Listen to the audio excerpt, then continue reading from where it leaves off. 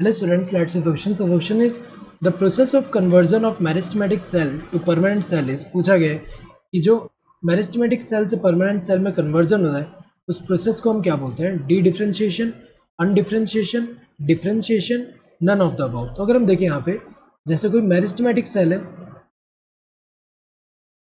Meristematic cell है, ये हमें पता है कि मेरिस्टेमेटिक सेल जो होते हैं ये क्या होते हैं? अनडिफ्रेंशिएटेड सेल है। तो यहाँ पे जो सेल है ये एक्टिवली डिवाइडिंग सेल होते हैं, इनमें एबिलिटी है कि डिवाइड हो सकते हैं।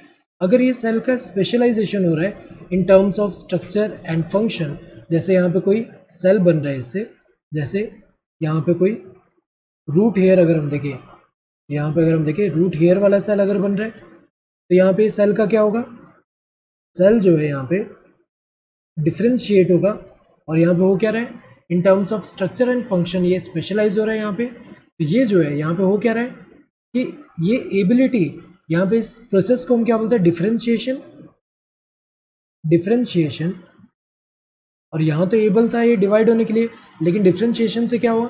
ये स्पेशलाइज हो गया in terms of structure and function और यहाँ पे डिवाइड होने की एबिलिटी भी चली गई। तो अगर हम देखें तो ये क्या है? परमानेंट सेल और ये मेरिस्टेमेटिक सेल है। तो ये जो मेरिस्टेमेटिक सेल से परमानेंट सेल बनने के प्रोसेस को हम क्या बोलते हैं? कन्वर्जन जो हो रहा है इस प्रोसेस को डिफ्रेंशिएशन बोलते हैं। तो करेक्ट आंसर क्या होगा? This third one, that is differentiation.